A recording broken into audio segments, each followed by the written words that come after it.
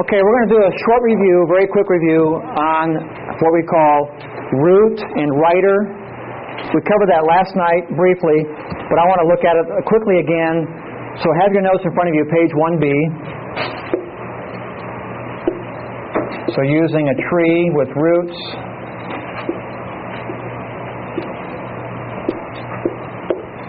And then the limbs and branches are like writers who write upon the roots.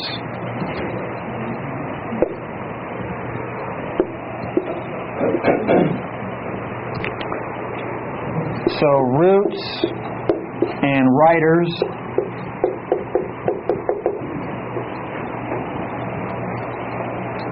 Does it make sense? Roots and writers. The roots, the writers write upon the roots.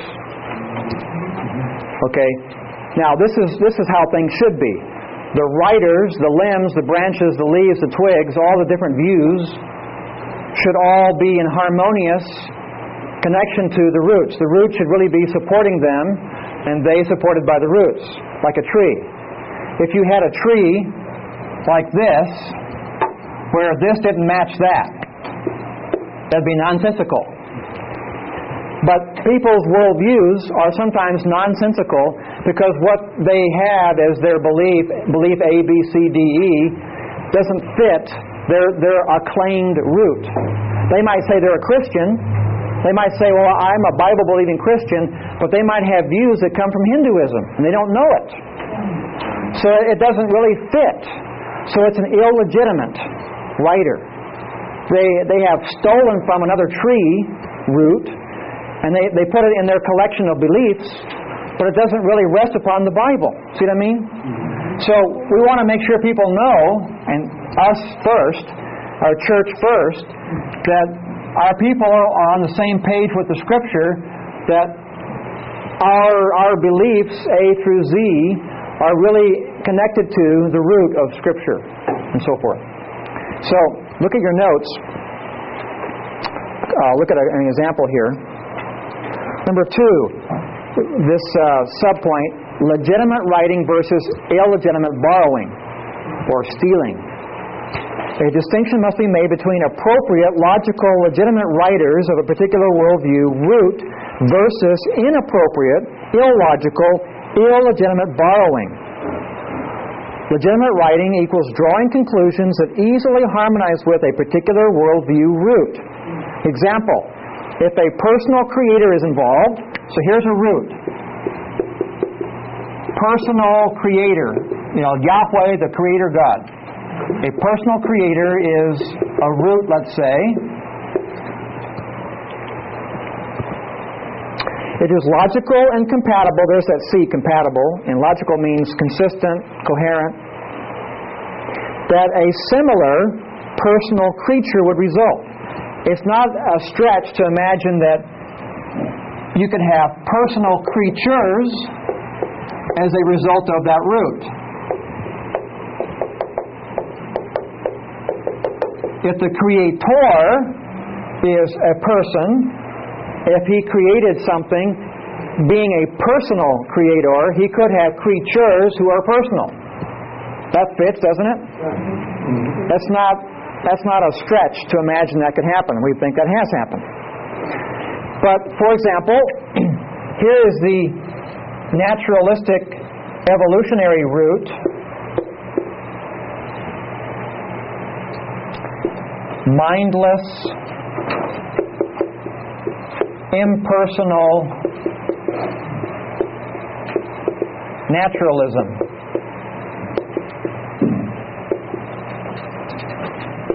There is no spiritualness. There is no God. Everything came from the root of mindless, impersonal naturalism. Gas, dust, and liquid particles randomly produced what we have today. So, is that an illegitimate borrowing? Because they have writers supposedly based on that, supposedly, but they also have a belief in personal creatures or personal humans. Does that really legitimately harmonize with that? There's nothing, again, this is the irony. They claim to be scientific. If you go into a laboratory and try to do experiments to see if a mindless, impersonal, natural thing like a dirt clod could, over the centuries, with electricity shooting into it, acid poured on top of it, would a laboratory experiment ever show, even closely, it might produce a personal mind, emotion, and will-being? I think that qualifies as a quite fantastic fairy tale, myself. Not scientific by any means. It's not logical, it's not scientific. It's a fantastic kind of fairy tale. So I think what they're doing is they're borrowing from our tree, and naughty them. They shouldn't do that, because that doesn't fit their root. They're stealing from us. They're taking truth from God's worldview, and putting that into their tree, but they say it comes out of that. That's why I call it illegitimate borrowing, which is really stealing from another worldview. Does that make sense? Whereas you also have Christian people who might have one view, such as automatic, continual healing cloth. And so TBN TV station, Prosperity Theology, people have a biblical root, so they say, and they even use Acts 19, but they have one of their limbs is the view of having an automatic continual healing cloth if you send money to the TV station. We just found out that the word continual is not scriptural, because the bronze serpent, Ark of the Covenant, Peter's handkerchief were temporarily that way by God's grace for that time, but not ongoing, permanent, because that becomes what kind of worldview? Animism. So the animistic root and writers has that view. So this is being taken from the animistic worldview. So we have all kinds of borrowings all the time. Our church members have got pieces of animism in their tree, and they don't know it. Like TBN TV station is promoting in part a limb of animism, and they want us to put it into our collection of branches or writers, and it's supposed to come from that, but it really doesn't. So that's what's going on here by roots and writers, legitimate and illegitimate. So again, it's this shopping cart mentality. And isn't it true that the American Christian today is like a shopper? They go to a church, they're there for a while, and they like this and that, then they shop over here. Oh, I like what this church has, so I'm going to leave that one. They just kind of disappear one day, and you wonder if you're a pastor where they went. They're shopping. And they don't stay anywhere too long, okay? It's the same way with the worldview. They're shopping with their mind, okay? They watch TV. Oh, I like that view on Friends. Oh, I like that. Yeah, I think that's a good philosophy, okay? So they're buying into a Friends sitcom philosophy, and they don't realize it doesn't come out of a Christian root. Or they're buying into part of TBN, the magic prayer cloth. It never fails. So, yeah, we're all shoppers, potentially, and we may have in our shopping cart, right here, this mental shopping cart, all kinds of stuff we grab off the shelf, but the shelf might be Buddhist or Hindu. Make sense? And because we have access today by internet and email and cable TV and neighbors, we have all these worldviews now right next to us or in our head, and unless we're discerning, we end up with these branches full of different worldviews they don't belong there if we're Christian. Does that make sense? Okay. So that's the whole point of this writer and root. And here's a controversial example. Number 3, subpoint 3. Here's a controversial example. I guarantee this will cause fights in your church, if not splits, if it hasn't already. We'll try to maintain order here. We'll practice the Micronesian view. No scoring points, no winners, no losers, no fights. Okay? Try to walk out of here alive. With number 3, subpoint 3, divine established roots versus human established writers. Sometimes you can have legitimately this scenario.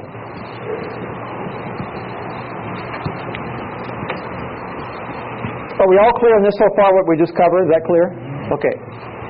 Is that easier than the box? And the box was last night, I should say. Yeah, I did, didn't I? I boxed you in. Okay, here we have an example of divine root, but human writers. For example, who created cultures on earth? Cultures on earth. Humans. Humans created musical instruments, right? Did God give a saxophone one day from heaven and say, by divine revelation, here's a saxophone? Okay. No, we invented it by the skill He gave us. So we created music, like saxophone music. That's human creation, a human writer. We created clothing, different kinds of clothing. We created different kinds of architecture. So architecture, clothing, music are all human creations. Those are human writers. So we'll call that creation. I mean culture, sorry. Culture. This is creation. What God created, this is what humans have created. Culture. And we have 2 N words. We have nature, nurture. Which one goes where? Where does nature go? Where does nurture go? Stephen? Which one goes? Okay. When God does something, then it's a nature thing. God gave, for example. Okay, here's the example. The example is male and female roles, gender roles. Now, I have a different example on your page, but I'm going to begin with a different example than the page has. The homosexual controversy today is this, and I think you all know about it. People say, I'm homosexual by nature. I'm born that way by nature. Others say, no, you're that way by nurture. Nurture. You were brought up in an environment that made you that way. They say, no, I'm that way by nature. My DNA is that way, okay? I'm born in the womb homosexual. Okay, that's the argument, right? Nature versus nurture. Nature is creation. I was created that way. And nurture is, no, that's how I was brought up. If I had been brought up by different parents, I'd be a different person. So that's the argument. Is it nature? Is it nurture? Is it creation or is it culture? So this is also the same thing as nurture. How do you nurture your children? Different cultures raise kids differently. So that's one argument for why things are. This one is more nature. God made it that way. So creation, nature, culture, nurture. Does that make sense? Very good. Okay, these are human things. Humans invent culture, right? Didn't humans invent saxophones? Okay. And don't humans raise children differently? Haven't humans created their own way to raise children? Some cultures spank them. Some cultures never spank children. Okay? That's a human way of doing things their own way. That's nurture. How do humans nurture their children? Or how do they raise up males and females and nurture them? And is that where homosexuality comes from nurture, or is it from nature? Because here, did God make a person the way they are? Does God make them homosexual in the womb, in their DNA, that He does by His divine creation? Or do we become homosexual because of our nurture? That's the issue. Does God make us that way, or did human culture develop us that way? in our gender confusion or gender understanding. So, in the handout, I have a different example. Patriarchy versus matriarchy, or male headship versus non-male headship. Can only men be pastors and leaders, or can it be male or female, or is it only female is the best one to be a leader or the head, so forth. That's the controversy in many churches today. So I have two views here, but the view I have in the box is the traditional view. So you might oppose it, but I'm giving you the traditional view first in the illustration. So I have in the illustration, on the left-hand side, the term divine established root creation, like this illustration here. And then I have divine established root in terms of meaning. So we also have divine meaning as an important aspect. Divine creation, divine nature, divine meaning. Does that make sense? That God makes something, it's a natural byproduct of what He made, and it has a meaning attached to it. Whereas this, humans invent culture, humans nurture people in different ways, depends on the culture, and they also have different forms. Do churches everywhere have to have pointed roofs with a cross on top? No. Some cultures like it that way, some don't. Some churches don't have pointed roofs. They have tents. So like in Saudi Arabia, you have a church maybe that's a tent. So if you said, that's not Christian, where's your steeple? Where's your bell tower? Where's your pipe organ? That's how one culture does it. Other cultures don't do it that way. They have different forms. Make sense? Okay. So those three words are human, and these three terms are more divine. Do we agree? Can you have this and this in harmony? Yes. You can have Jewish form, like kissing each other, and it has no conflict with this. You would also have a Greek form of handshake, or a Japanese form of bowing to greet, but you still have the same meaning, show respect to each other. So this and this can also be in harmony, even though this is human and that's divine, right? You can have good human things that fit with good divine things, right? So the problem is sometimes, just like the other example of illegitimate borrowing, we also have sometimes where this and this don't fit. Like the issue of homosexuality or male headship. We have different views inside the church even on those topics. So how do we know how to judge in the church which view is better than the other view regarding, is this like this, or is our view on homosexuality really connected to the divine creation, nature, and meaning? So that's the issue. Is it a connected trunk, or is it really disconnected and we have a screwed up worldview? Here's the argument for the traditional view regarding male headship. Under the top category of human established writer culture, we find an example there, patriarchy, headship in Eden. Whatever your view is about today, it's basically indisputable that in Eden, Adam was the head, at least by the traditional view. How do we know that?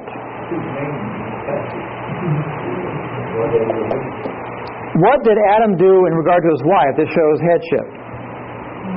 He named her.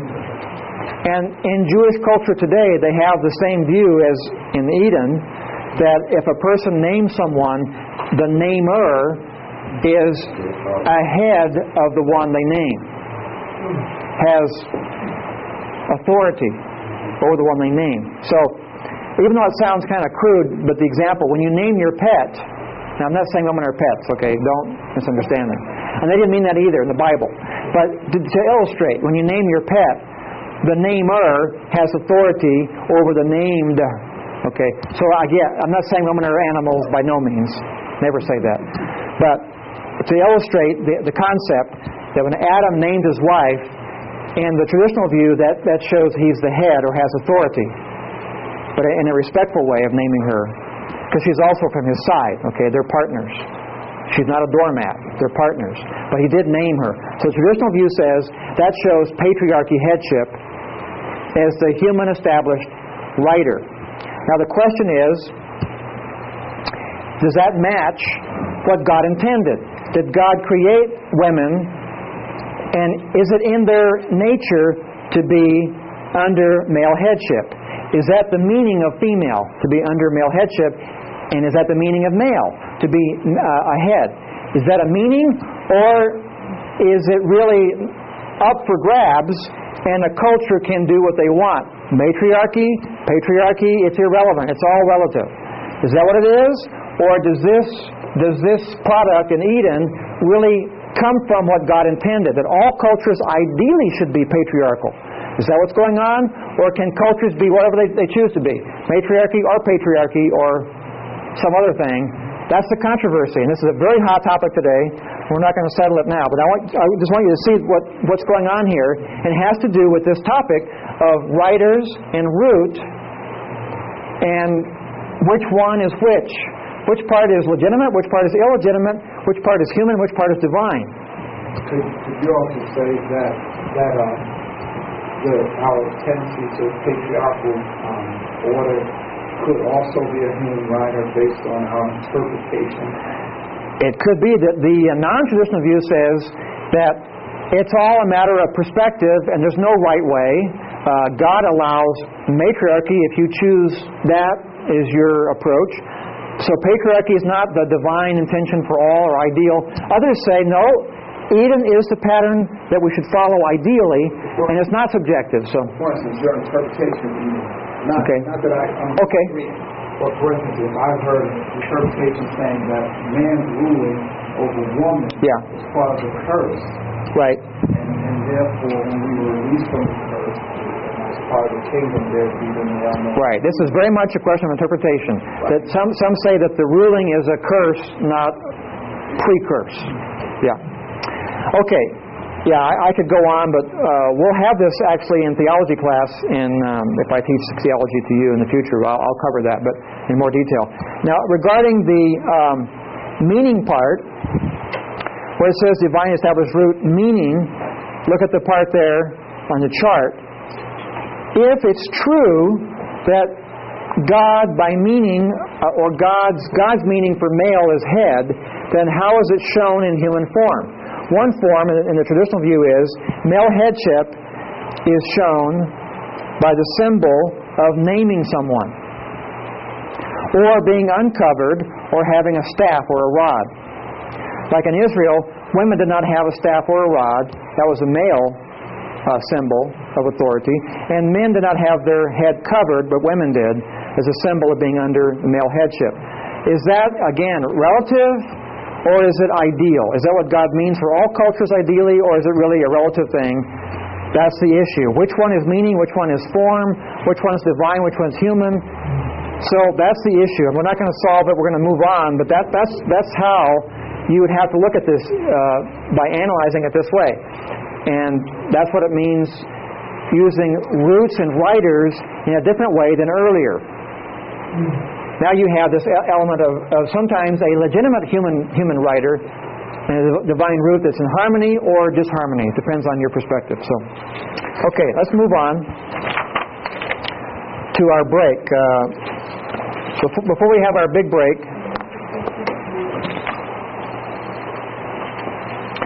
I guess this is a good point to stop here and take a big break. So we'll have a break here and come back and look at something else.